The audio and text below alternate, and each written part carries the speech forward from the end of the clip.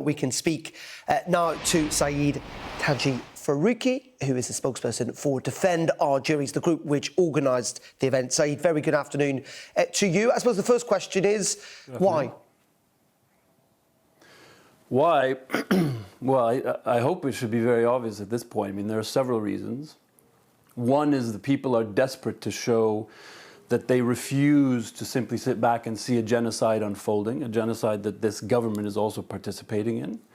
But the second is also to show that they disagree with the prescription of Palestine Action as a direct action group. It's the first time a British direct action group has ever been added to the terrorist list. It's unprecedented.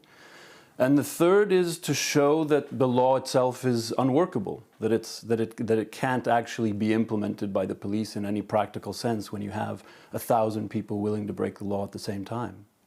Let's dissect that then a little bit if we can. So, I mean, the first one, in essence, is, and the Metropolitan Police were clear about this yesterday, you can clearly protest with the issue of Palestine, with what's happening in Gaza. You can take to the streets, you can hold a protest. It's the support for that prescribed organisation that is illegal. It is not protesting around what's happening with the war in Gaza.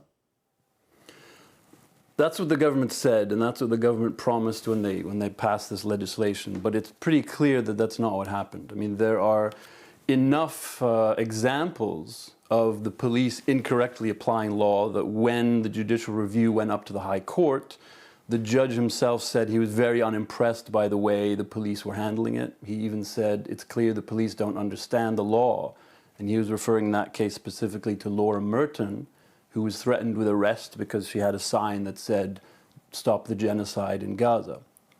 So you say, and the state will say, that we still have the right to protest, but it's clear that there's been a chilling effect, meaning people are terrified of even ordinary protest that has nothing to do with Palestine Action. But the demo itself was also to highlight the inconsistencies in passing the legislation to prescribe Palestine Action. And do you agree with the direct action was taken, that the action that led essentially to Palestine Action being prescribed, the attacks at RAS Bryce Norton? Well, you know as well as I do, I have to be extremely careful about what I say about Palestine Action now, right? I'm a former activist with Palestine Action, but the limitations are very clear around what people can say about Palestine Action. But I'll say in principle, and you know, the law in this country would even agree with me, direct action is still a legitimate form of protest. And direct action is not a form of terrorism. The state, again, agrees with me on this. And particularly in a state of emergency like this, with an ongoing genocide in which our government and military is actively participating, I would say it's more essential than ever. And is this now a concerted effort to overwhelm the judicial system? I mean, there's no sign, I assume you're suggesting these protests are going to continue.